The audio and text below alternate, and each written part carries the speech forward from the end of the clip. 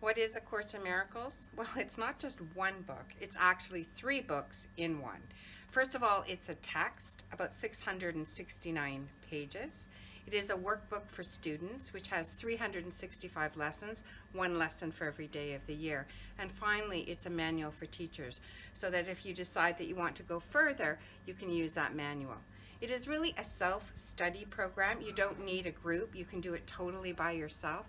But for me, I found the course's language was difficult, and I really wanted a group. And when my teachers left, I tried to find another group but couldn't, and so I started my own. So what does A Course in Miracles mean to me? Well, at the beginning, it didn't mean much. I opened up the book. Somebody had given it to me. They knew I was interested in spirituality. They gave me the book. They said, "Diane, you're going to love this." I opened up and I went, ah! Didn't love it at all. In fact, it had a lot of Christian terms, and I had gone to a Christian church in my teens, and I'd been told by my pastor that the answers I was looking for were not in the church, and I needed to go on a spiritual search. And so when I first opened A Course in Miracles and saw all the Christian language, I thought, I've done this, been here, done that, didn't get the answers. So I wasn't that intrigued. But years later, when I was finally on my knees and truly in need of some spiritual help, there it was on the shelf. And when I said, "Please help me," which is really the only real prayer, "Please, God, help me," there it was. There was a little inner voice that said, "Take it down." I took it down off of the shelf.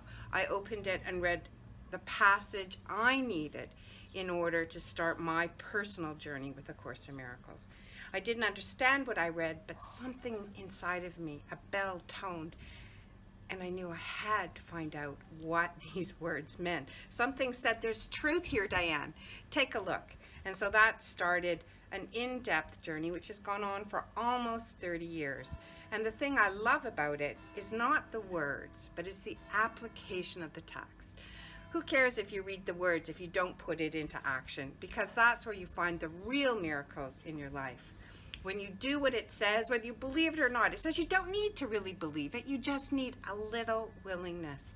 And when you have that little willingness and you put it into actions, trust me, miracles happen in your life. That's what happened to me.